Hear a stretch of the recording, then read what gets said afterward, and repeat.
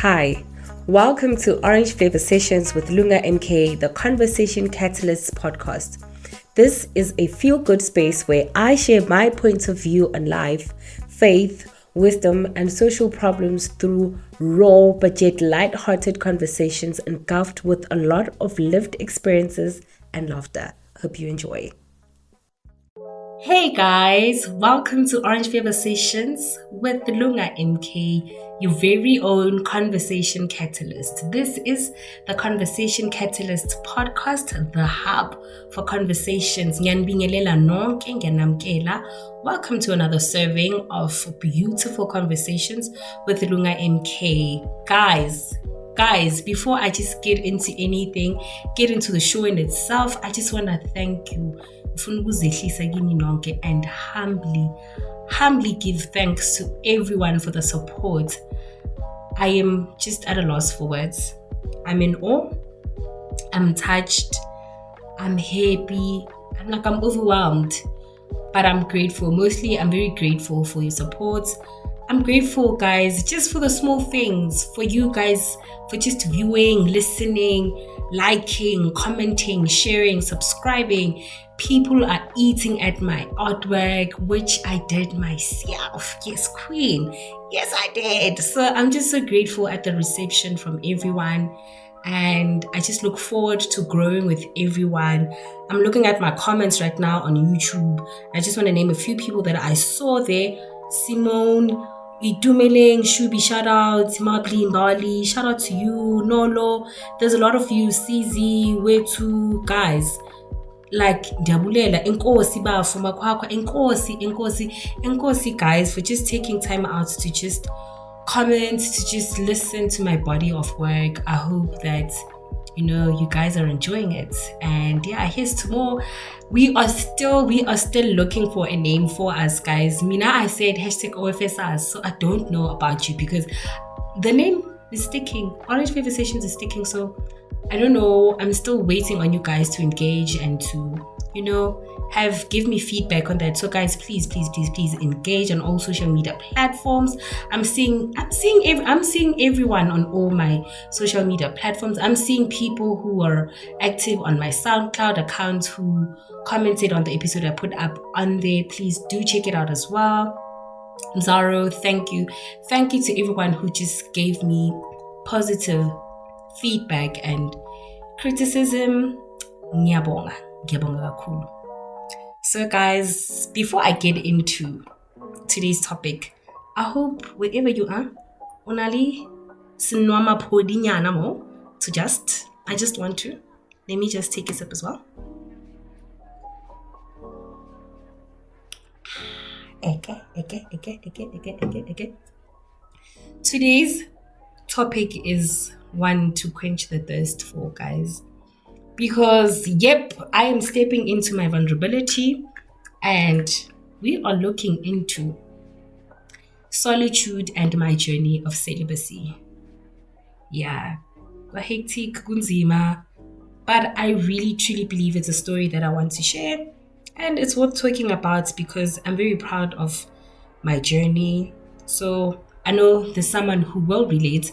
And for someone who doesn't understand why we go through the things that we do and we do the things that we do, this will be some sort of informative guide on how to handle us next time.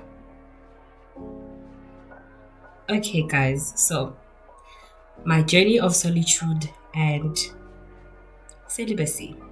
Now, I want to treat this session as a story time in a sense. So these are definitely my opinions, my views. So it's a story. I want to treat it as a story, ne? So today's topic, I think, is very important to have and to be in conversation with, because why are we ashamed of our life decisions and the things that we do, the morals and the values that we stand for, even if they are not so commonized, trendy and all of that, but they still matter. And I think my story matters because I'm going to use this as a story time. And before I get into my story time, I want to share the dictionary version of what being celibate and solitude means.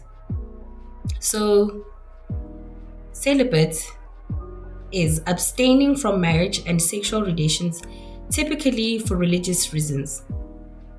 Solitude is the state or situation of being alone. Now, already from off of the dictionary version, my reasons for celibacy and solitude are not confined to the dictionary version of things.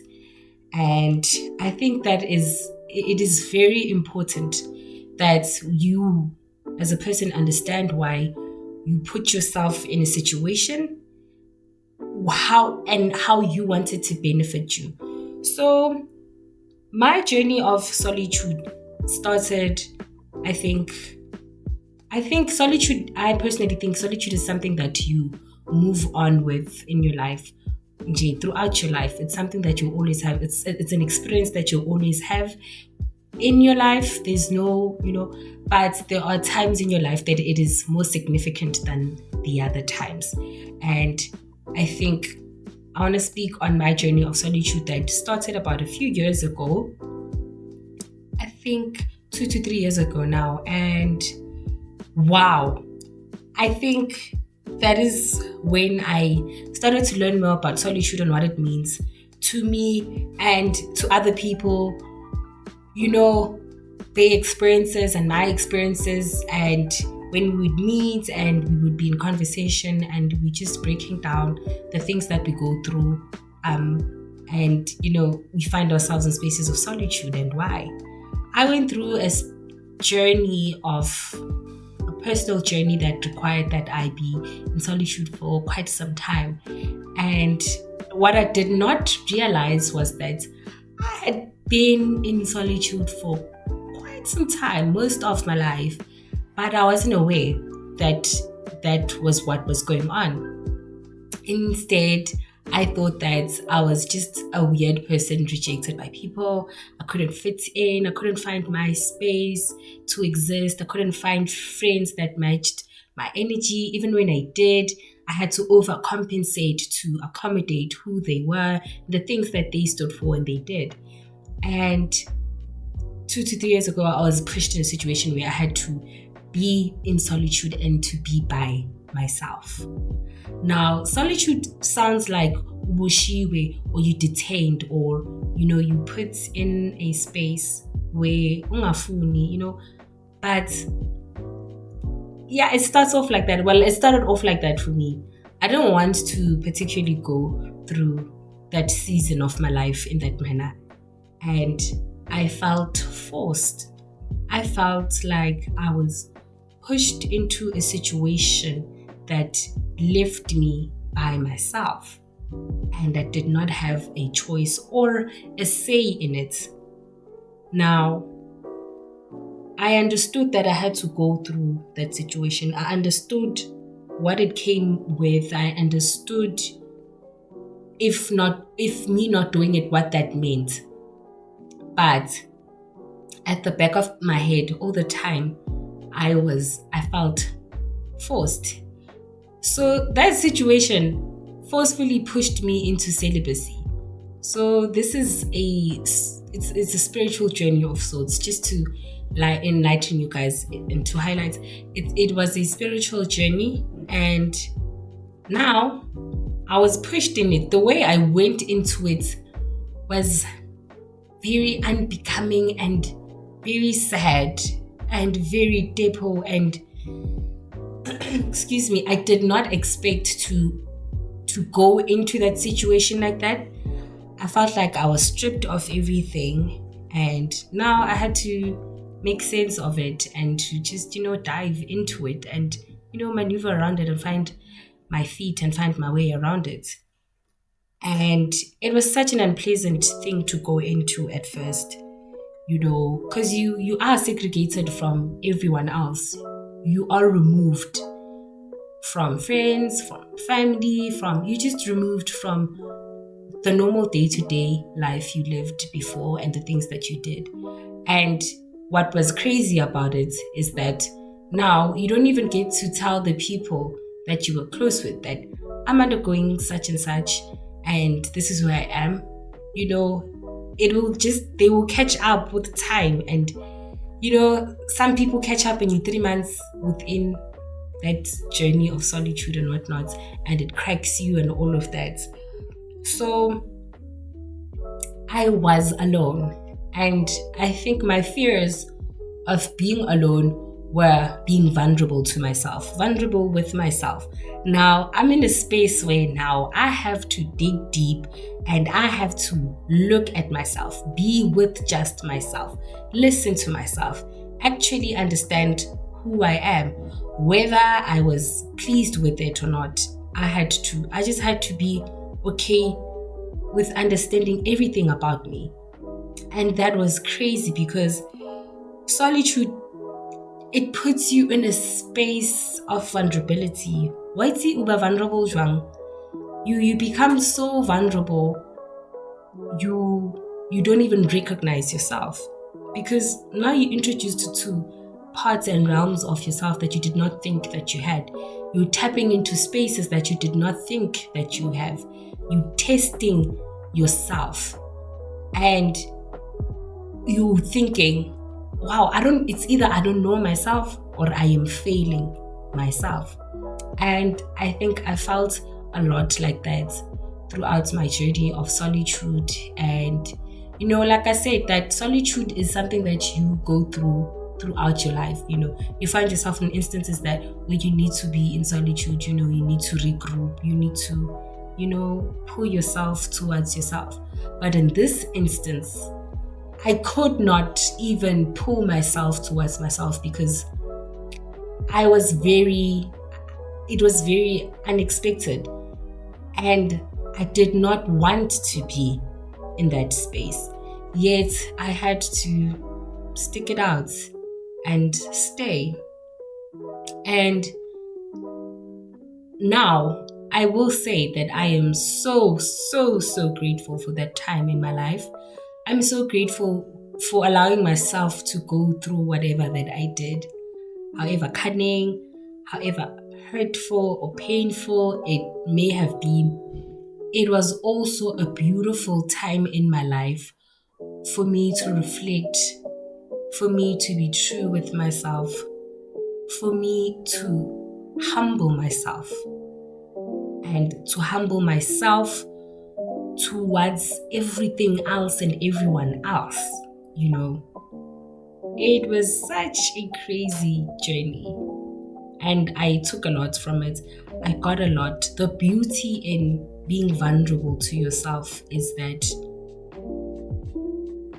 however flawed you are, at the end you realize that your flaws are not your end all, and not your be all. Your flaws are just that. They are your flaws. You are able to learn from them. I learned to understand that my mistakes, my scars, they don't make me. They are just a part of me that will always be etched in me, in my heart, in everything that I do, but they are not me. I am more than my scars. I am more than my flaws. I am more than my pain, my hurts. I am more. And my state of solitude and the journey thereof was exactly that. Me understanding that I am more than my flesh. And I know we just say these things loosely because now you're asking, I am more than my flesh. This sounds preachy. This sounds churchy. But personally, I think everyone needs to go through a journey of solitude. Just take a wild hiatus of impilo and just say, no, I'm moving away from the streets. I'm going to taller. I'm just going to find myself. And I think we think of being in solitude as something that's you do it when you're sick, or you do it when you are said that you need to go through a certain journey and whatnot. No, I really think it's a healthy thing to do because it's as much as going for a retreat. And A retreat, guys, is literally that, a retreat where you're going to, you're going to find yourself, you're going to relax wherever you are, you're going to reflect, you're going to think of the things that you did, the things that you want to do, the things that you went through, how you want to better them, how you want to better yourself as a person. So these days, I don't know, you will correct me if I'm wrong, but I think Rona, Renka the retreats as like the vacations, Libo Bay, ne? The end of the year, what, And by all means, to you, honey, to you. But the retreats are not, they are definitely not the vacation Libo Bay. Fun times, no, within the retreats, you will have fun times, but there must be something that you get out of it that speaks to healing, self-healing, healing yourself mentally, healing yourself physically, aligning yourself, aligning your chakras, letting go of things. It's like a therapy session that is lengthened, but you by yourself and maybe other people, and you guys just, allowing yourself to go through your problems, be in your fields, and come back better people, So I think everyone needs to go through a season of solitude, and because I think it strengthens you, it makes you better. You come out of that a better person, because you know your worth, you know what you stand for, you know what you went through, and you're open to what you are going into next. And that's what solitude has been for me, and that's why I vouch for it 1000%.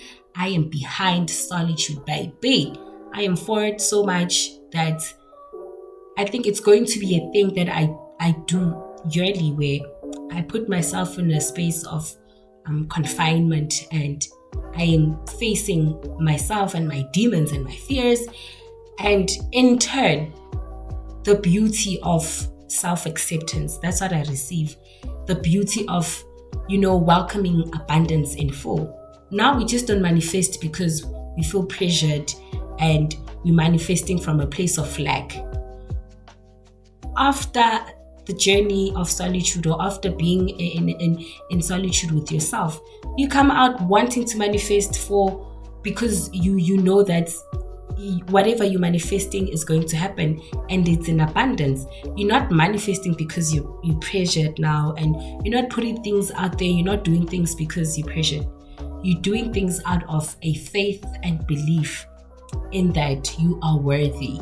You are worthy of receiving everything that you reciprocate, Flavor. I love how that sounds. I'm loving the sound of this conversation. I love it. I just love, tapping into and sharing things that I go through, and things that are dear to me, things that I think other people, if they could do, they could also just flourish. They could just also be aligned. They could also just tap into their highest powers and their highest selves, and all that jazz. So, celibacy. How that happened was, child, I was not ready.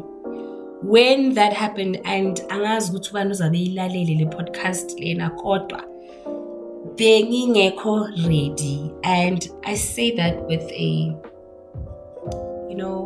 take that with a pinch of salt, because definitely before my celibacy journey, I'm generally like the good girl type of girl. I am, people can come for me, come with your stories, say what? Come with your stories. But I am a good girl. I was never the girl to be moving around with different gents, different boys and all that. I was just always, if I'm not in a relationship, I'm not. If I am, I am. And, the people that I was in relationships with them know themselves, So I was generally like a good girl, It's either I'm in a relationship or I'm not. And when I'm not, I'm not. No cheating, no, I'm with someone and I'm with someone else and whatnot. No, I did not do that, And So I don't know, I want to say this in the proper way, in the proper words. I was a late bloomer. I was a very, very late bloomer. But I was proud of that. I still am. I was proud of the fact that I was a late bloomer. I went into this relationship, sexual what thing quite late. And I was okay with it. I was content with that. And even when I, kind of started with the situation, I was okay. I was content because I was like, really, I'm ganile. So this is fine. And then I was thrust into my journey of solitude, and it found me. I was still in a relationship, and life happened. Chat. That's a chat for another day. But life happened, and when it did, I was, as always, acceptive. And so, because I was in a relationship, I did things, and I had to cut certain things. I had to cut everything. Everything had to stop.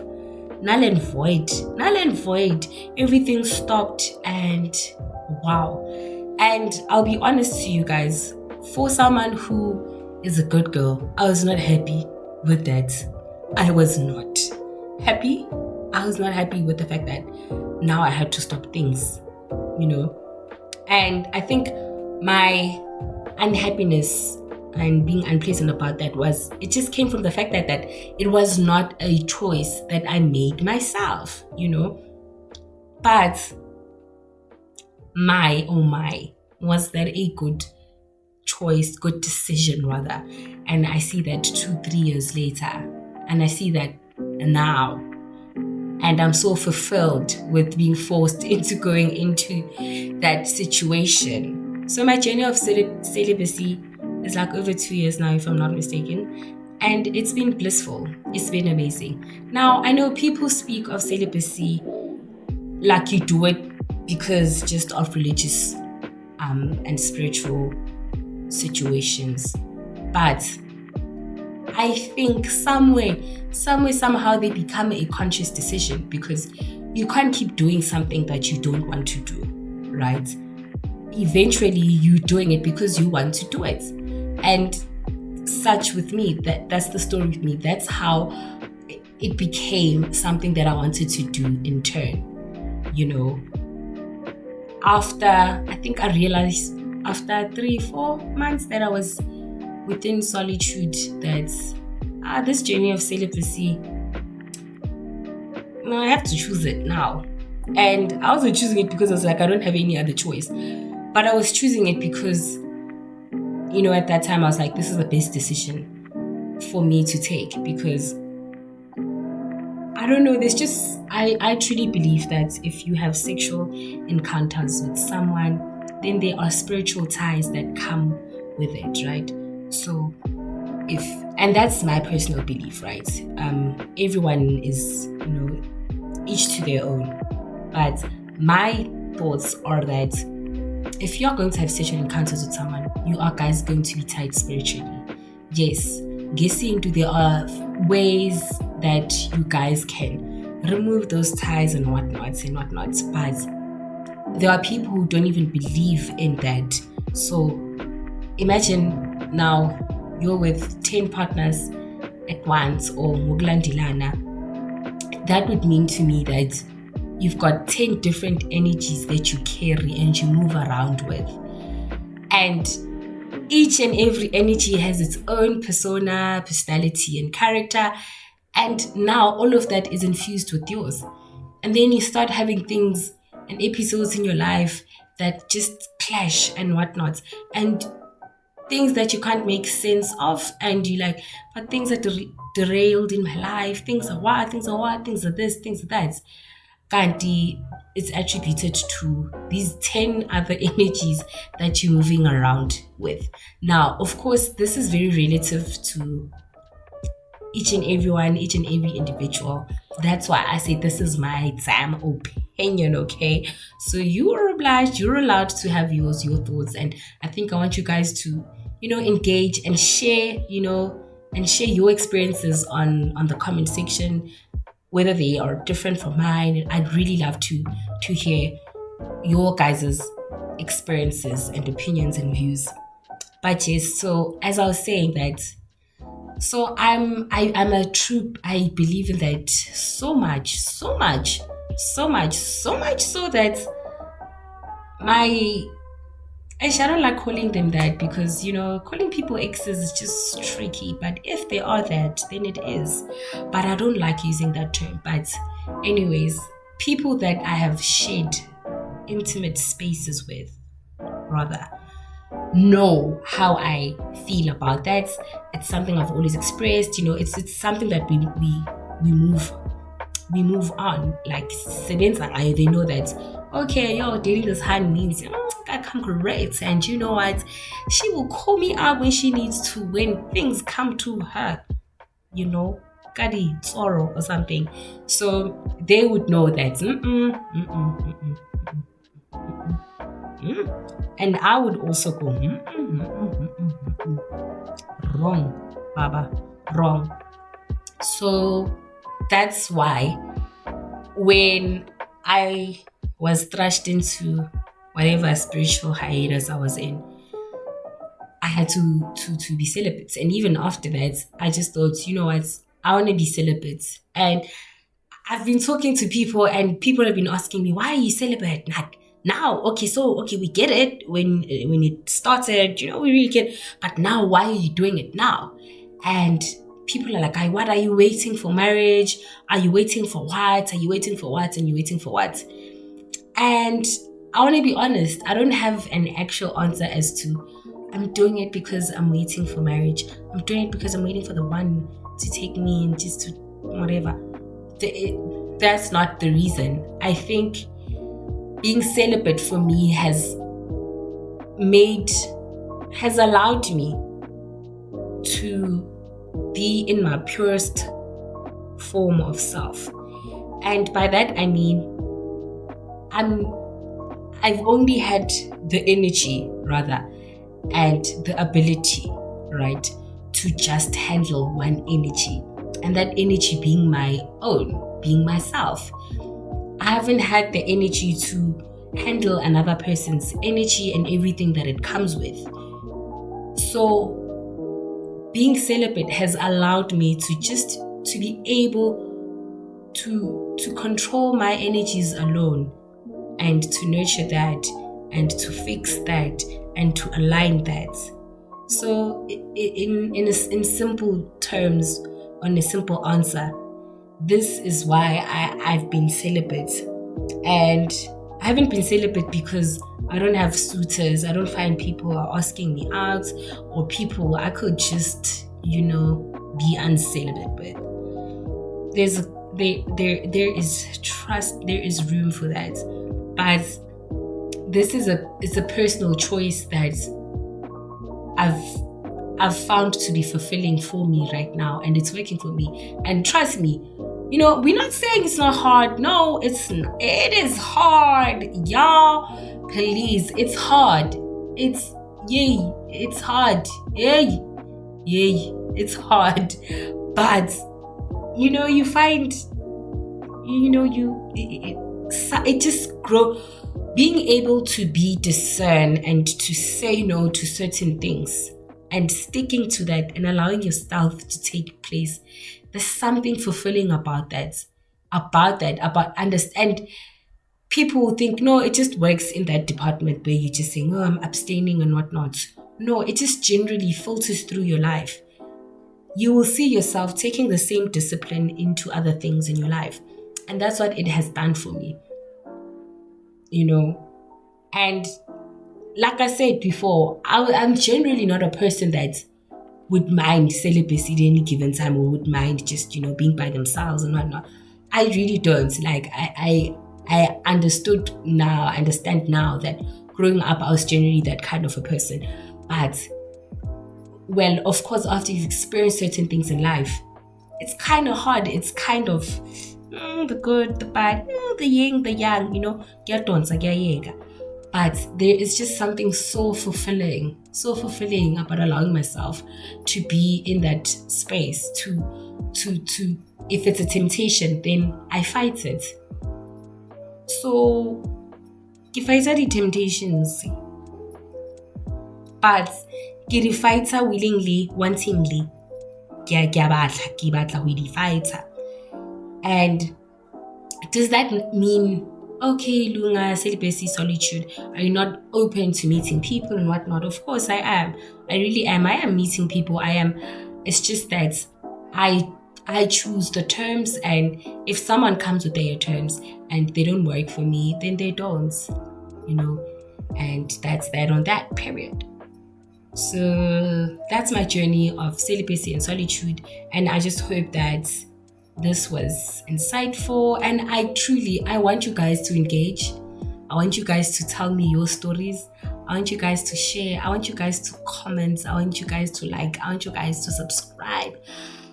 Please, guys, tell me if you would go through a journey of celibacy and solitude. If you have, why you did it, if you think this is absurd, obscene, doesn't make sense, let me know. Tell me, and why you say it's absurd. Tell me why.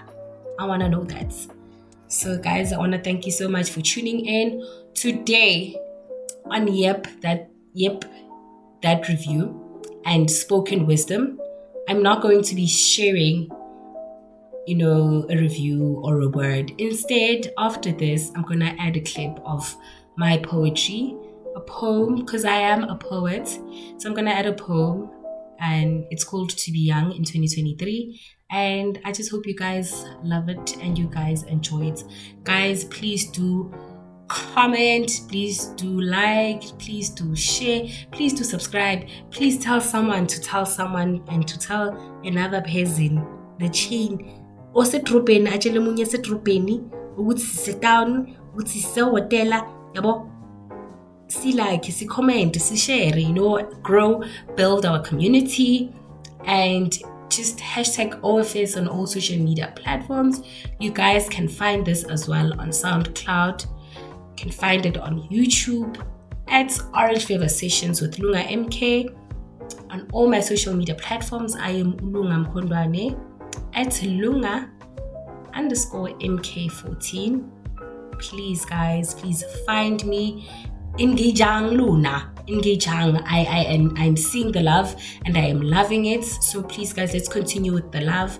And I still want to know the things that you guys want us to have on this podcast. So let me know, guys. Engage. Please tell me what you guys think of my poem. And yeah, you guys will be getting a lot of that. And yeah, I love you so much. Peace out. Stay blessed. Stay conversation catalyst. Bye. To be young in 2023 is one heck of an applause. In fact, a standing ovation where the recipient and audience is both you, yourself, and I. That's already 3 people in one. The year 2023 must be that boring but yet insightful school excursion that you must absolutely have to see through and attend.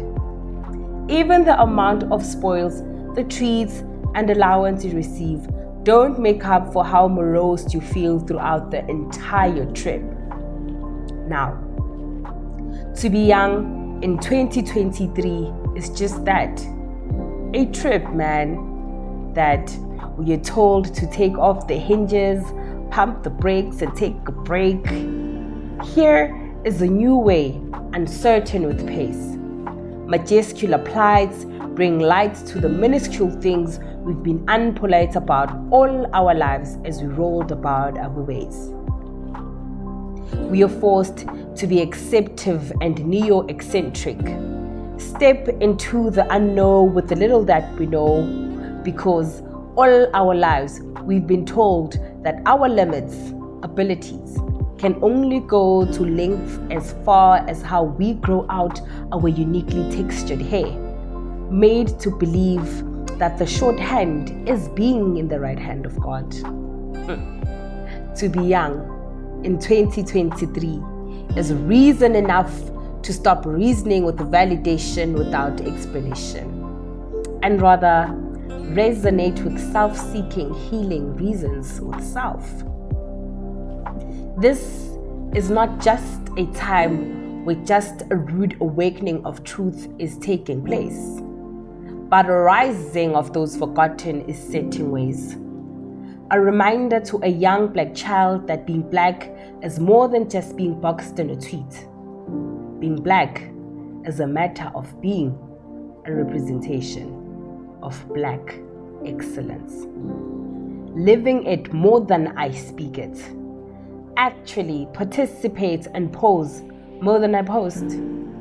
Being black is being female and unsafe, afraid, and sharing intimate spaces with our predators. Now, here's a reminder not to get lost in the funk, the pressured conformities of the now. Yes, adapt. By all means, acclimatize. Heck, infiltrate if you can and if you must. Just don't get swayed by these boggy ways. And if you do get swayed, keep self at close range, for that is the only cushion to fall back on.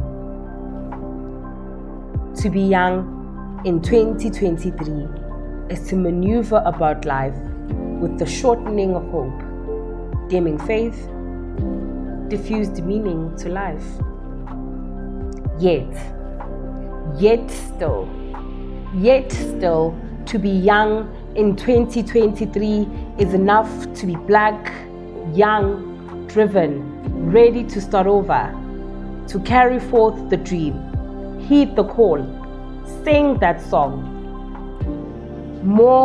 Moreover, run the world, move from musky grounds and stand for something, pace in your light, remain undoubtful with self. Uqhakaze in your own light. And to those who care to listen, masibuyele emasiswini, siqome izindlela zamakhehla namakhehlakazi ethu. Do not be fooled by the times. There's nothing cool about being confused. Abantu abadala still remain the same. Just like anything, eba nemiphumelo emihle, umsebenzi wenza usisemandleni. Yingakho ke ligotshwa lisesemanzi. And that's why thina simsebenzela sisesebusheni bethu. Women, you are redefined. My name is Lunga Mk.